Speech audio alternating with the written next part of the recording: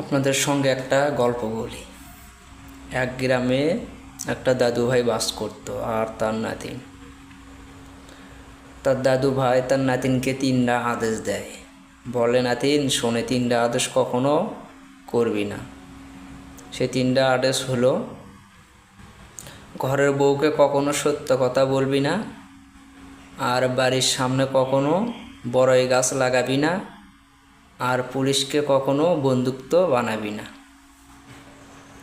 তার দাদু ভাই কিছুদিন পর হুট করে মারা যায়।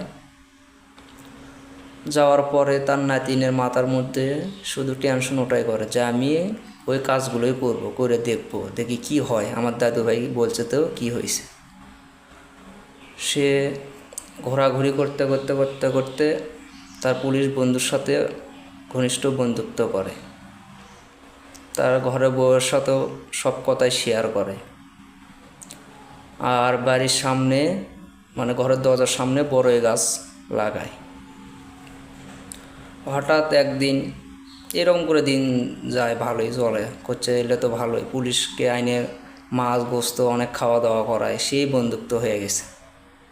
হঠাৎ করে একদিন তার বউয়ের সঙ্গে একটা ঝামেলা শুরু হয়ে যায় বা ক্যাচাল হয়। হওয়ার পরে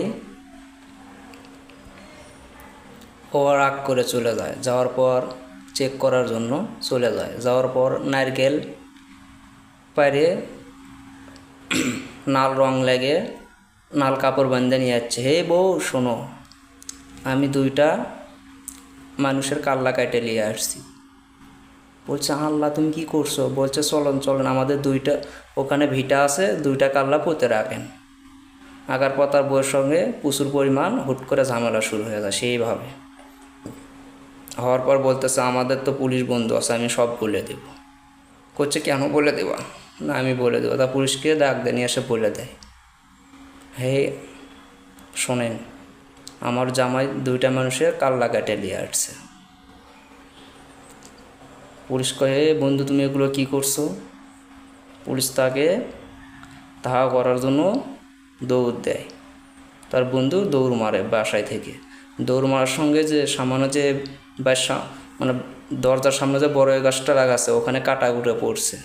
বড়ই গাছে বড় হয়ে গেছে, বড়ই গাছ কাটা হেনে সে ঘরের সামনে ধাপ করে পড়ে গেছে। আর পুলিশ বন্ধু যা ধরছে।